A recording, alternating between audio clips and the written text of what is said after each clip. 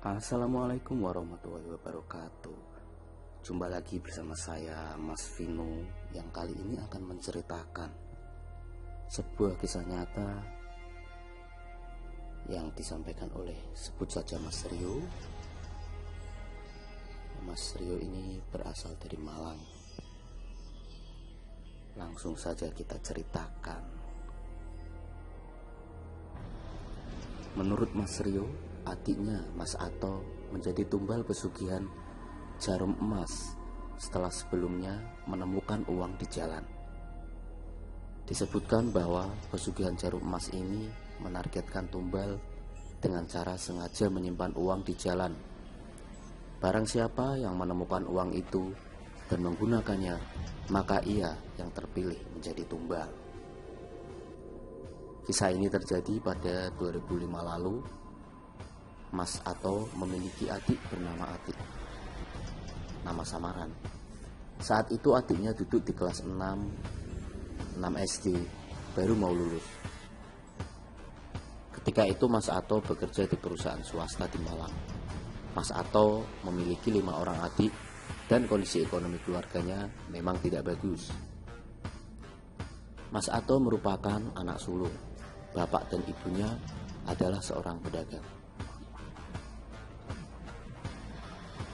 Rio menceritakan bahwa pada suatu sore Mas Ato menemukan adiknya berbeda. Wajahnya ceria seakan senang, seperti mendapatkan lotre. Kemudian adiknya ditanya oleh Mas Ato, "Dek, kamu kenapa dari tadi Mas perhatikan cengangas-cengenges? Udah Mas ingetin ya, kalau ke tempat ibu atau ayah jangan minta uang berlebihan," kata Ato. "Ih, apa sih? Aku gak kemana-mana, langsung pulang. Aku habis jajan," jawab Atik. "Nah itu punya uang dari mana? Pasti dari ayah atau ibu?" tanya Mas Ato. "Enggak, ini uang nabung," jawab Atik. Mas Ato pun terdiam meski merasa heran, namun tidak memperpanjang masalah tersebut. Keesokan harinya, wajah Atik terlihat seperti ada beban. Namun Mas Ato tidak tahu beban apa yang dialami anak kelas 5 SD itu. Ketika ditanya oleh Mas Ato, Atik pun banyak bengong. Itu membuat Ato bertanya-tanya. Terlebih pada tahun 2005 sedang diteror makanan atau jajanan yang konon katanya mengandung bahan kimia, layaknya seperti narkoba. Mas Ato merasa khawatir adiknya jajan makanan yang mengandung bahan kimia itu. Mas Ato pun mengadukan kepada ayah dan ibunya tentang kekhawatiran tersebut. Namun bapak dan ibunya Mas Ato malah menyerahkan masalah itu kepada dirinya. "Nggak sempet lagi toh. Kalau bapak dan ibu memperhatikan adikmu, ya kamulah pulang kerja, kamu ajak adik kamu ngobrol, tanya kenapa," ucap ibunya. Ato pun kembali ngobrol dengan adiknya. "Kemarin aja cengenges-cengenges, sekarang kok adik mas ngelamun aja. Onopo toh, Tik?" tanyanya. Barulah dari sini Atik menjawab pertanyaan Mas Ato. Atik mengaku tidak tahu kenapa semalam dirinya mimpi didatangi oleh kakek-kakek. Ramai sekali. Pakai baju compang-camping, ada yang bawa tongkat, ada yang jenggotnya panjang, ada yang kukunya hitam semua, ungkapnya. "Ngapain kakek-kakek itu?" tanya Mas Ato. "Minta duit mas, minta kembaliin duit katanya. Hei cah ayu, balikin duitku. Hei balikin duitku," cerita Atik kepada Mas Ato. Mimpi itu pun menurut Atik masih terbayang-bayang sampai dirinya terbangun. Mendengar jawaban adiknya itu, Ato berpikir jika Atik mencuri sehingga ada yang minta dikembalikan. Lalu ia pun menanyakan langsung apakah adiknya itu mencuri. "Enggak mas, aku enggak pernah mencuri," jawab Atik tegas. Saat itu barulah Atik menceritakan yang sebenarnya, bahwa ia menemukan uang senilai Rp50.000 di perempatan jalan pulang ke rumah. Kata Atik, uangnya terlipat dua. Atik melihat ke kiri dan kanan, tetapi tidak ada orang. Makanya Atik pun mengambilnya dan dipakai untuk membeli jajanan. "Oh, itu uang yang dipakai jajan," kata Ato. "Iya," jawab Atik.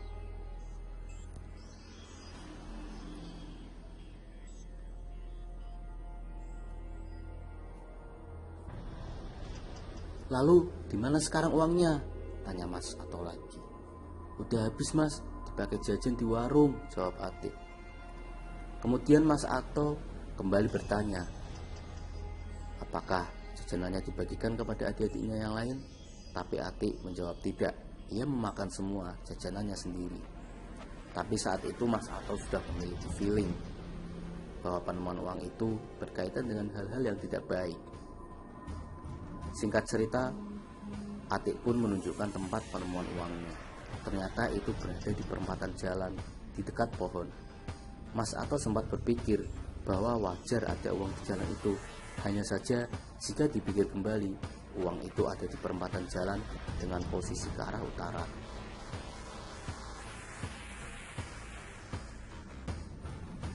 Pasalnya, Mas Ato sedikit paham dengan hal-hal gaib karena Ato belajar di padepokan silatnya.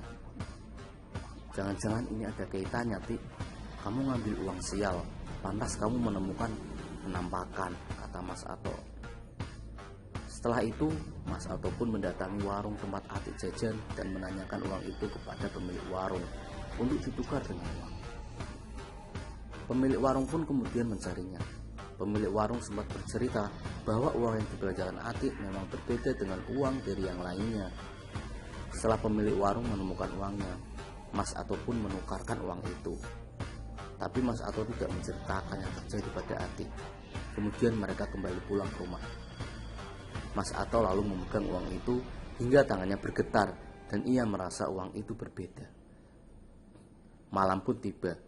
Di malam kedua, Atik kembali mengalami mimpi, tapi berbeda dengan malam pertama. Di malam kedua, Atik terlihat seperti dicekik. Atik mencoba melepas cekikan tersebut. Hal itu membuat seisi rumah panik karena Atik memegang leher dengan nafas terengah-engah.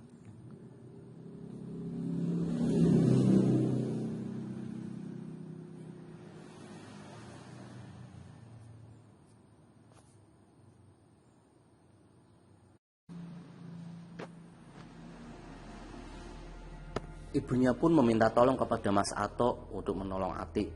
Mereka pun membaca ayat-ayat Al-Quran. Atik hampir meninggal dunia, tapi Allah masih memberikan pertolongan. Namun sebelum Atik sadar, malam itu rumahnya seperti dilangkahi kucing melompat dari rumah tetangga dan turun tepat sekali di atas tempat Atik tidur. Atik pun tersadar, lalu menangis dan memeluk ibunya. Atik mengaku lehernya dicekik ular menyerupai manusia. Atik menjelaskan ciri-cirinya, yaitu memiliki ekor ular, tetapi wajahnya manusia dan rambutnya panjang. Kejadian itu terjadi jam 2.30 dini hari, tapi Mas Ato tidak dulu menceritakan masalah penemuan uang kepada ibunya. Pagi harinya sebelum bekerja, Mas Ato berniat mampir ke padepokan silat tempat ia menimba ilmu kebatinan. Tapi Ato membatalkannya dan mengubah rencananya ke padepokan silat menjadi sore hari sepulang dirinya bekerja. Tapi rencana itu pun gagal lagi. Karena setibanya di rumah, Mas Ato melihat kondisi adiknya semakin memprihatinkan. Atik seperti keracunan, bola matanya melotot dan ke atas, badannya pun kejang-kejang. Ia lalu membawa adiknya ke rumah sakit karena bapak dan ibunya sedang berdagang. Di rumah sakit, dokter mengatakan bahwa apa yang dialami Atik seperti gejala epilepsi, tapi dokter tidak tahu apa penyebabnya.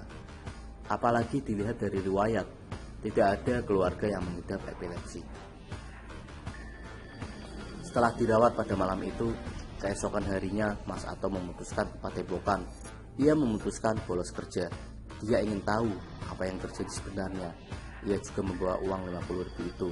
Di padepokan, ia bertemu guru besarnya. Mas Ato pun langsung mengutarakan tujuannya datang ke padepokan. Ia menjelaskan awal kejadian dari A sampai Z hingga kondisi Atik saat ini yang memprihatinkan. Lalu uang itu diserahkan kepada guru besarnya. Entah apa yang dibaca sambil memegang uang itu. Tak lama guru besarnya menunjukkan ada bercak darah pada uang tersebut. Tok, masa kamu nggak paham? Ini 4 titik di lubang ini lubang jarum. Masa kamu nggak memperhatikan ada bercak darah? Ujar guru besarnya.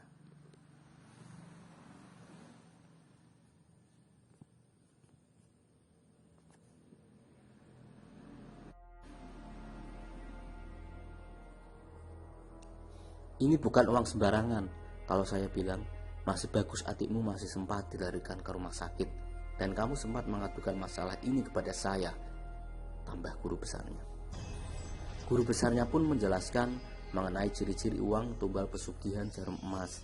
Pertama, uang itu dalam keadaan terlipat rapi. Kalau tidak dilipat 2, biasanya 3. Kemudian pecahannya kalau tidak 50.000, biasanya 100.000. Karena biar cepat diambil oleh orang yang menemukannya. Uang itu menurut guru besar Mas Ato sebagai media syarat mencari tumbal. Jarum itu ditusukkan ke uang tersebut sebagai syarat. Jarum itu tidak memakai benang karena pakai kekuatan gaib. Ditambah penemuan uang itu simpang 4. Tapi dengan berat hati, guru besarnya mengungkapkan bahwa adik Mas Ato sudah terkena tumbal ritual pesugihan jarum emas. Mendengar itu, Mas Ato pun meneteskan air mata karena ia sadar resiko dari seorang yang sudah ditargetkan jadi tumbal itu adalah kematian. Nasi sudah menjadi bubur. Mas Ato di sini hanya mengetahui penyebab adiknya meninggal. Mas Ato pun mencari tahu apa itu pesugihan jarum emas yang menumbalkan orang yang tidak dikenal. Kenapa bukan adiknya, kakaknya, atau saudaranya? Tanya Mas Ato kepada guru besarnya. Guru besarnya pun menjawab pertanyaan itu. Menurutnya ritual pesugihan jarum emas ini biasanya dilakukan oleh pedagang atau pengusaha. Mereka dengan sengaja di waktu-waktu tertentu yang sudah mereka janjikan dengan pemilik pesugihan, mereka akan menyetor tumbal. Itu untuk menentukan siapa yang akan menjadi tumbal selanjutnya. Mereka menyimpan uang di tempat-tempat dengan magis yang tinggi. Nah, di perempatan itu sering terjadi kecelakaan, sering memakan tumbal, karena di sana sudah ditandai dengan titik penyimpanan tumbal. Kenapa jarum emas? Karena sebagai syarat, mereka pelaku pesugihan berbulan-bulan bertapa di tempat angker untuk mendapatkan jarum emas. Kalau tidak dengan Nyi Blorong, ya bersekutu dengan Dewi Ular. Tumbalnya ya seumuran dengan adik Mas Ato. Guru besarnya pun menegaskan kalau Mas Ato tidak akan bisa menemukan pelaku pesugihan itu karena biasanya itu orang jauh. Setelah mendengar penjelasan dari guru besar, Mas Ato pun pulang ke rumah lalu ke rumah sakit. Ketika sampai di rumah sakit, adiknya pun sudah meninggal dunia. Mas Ato sangat kehilangan adiknya yang menjadi tumbal pesugihan jarum emas. Adik dimakamkan secara layak, diiringi dengan tangisan keluarga. Apa yang terjadi dengan Atik kemudian diceritakan oleh Mas Ato kepada ibu dan bapaknya, namun mereka tidak percaya. Orang tuanya meyakini bahwa kematian Atik adalah takdir. Mereka juga menyalahkan diri mereka sendiri karena selama ini kurang perhatian kepada anak-anaknya. Dari situlah orang tua Ato memutuskan agar bapaknya saja yang bekerja, sementara ibunya tinggal di rumah menjaga anak-anak. Begitulah kisah yang dikirimkan oleh Mas Ato dari salah satu daerah di Malang. Kejadian ini mengajarkan kita agar selalu berhati-hati, apalagi jika menemukan uang di jalan yang notabene bukan milik kita.